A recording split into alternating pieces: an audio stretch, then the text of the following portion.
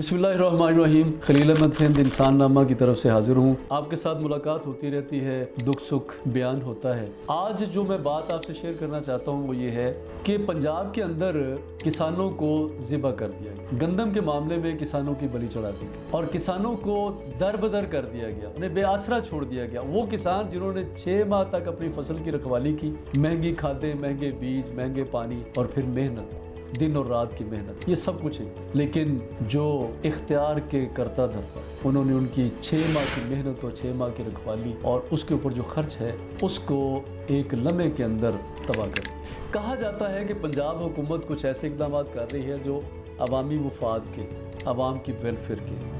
लेकिन सवाल ये है कि वो जो अवामी मुफाद के फैसले किए जा रहे हैं उनके हसूल के लिए किसानों की बलि चढ़ाना ज़रूरी था क्या ऐसा मुमकिन नहीं था कि उनको उनका मुआवजा दे के आइंदा के लिए कोई ऐसा मंसूबा बनाया जाता कि किसानों को खाद सस्ती मिलती, बिजली सस्ती मिलती, उनको ज़रूरी अद्वियात सस्ती मिलती, उनको बीज सस्ता मिलता, जिसके नतीजे में सस्ती गंदम तैयार होती, सस्ते चावल तैयार होते, सस्ती फसलें तैयार होती और उसके नतीजे में आवाम को रिलीफ मिलता। लेकिन ऐसा नहीं हुआ। अब सुना है कि कुछ प्रोडक्ट्स जो है उनके रेट कम हो गए, बेकरी प्रोडक्ट्स जो है उनके रेट कम हो गए। मैं ये कहता हूँ कि जिस लेवल पे, जिस रेशो पे किसानों का नुकसान किया गया है, क्या उस तनासब से आवाम को रिलीफ मिल रहा है? अगर नहीं मिल रहा तो ये दोहरा जुल्म, एक किसानों के ऊपर जुल्म और एक आवाम के ऊपर।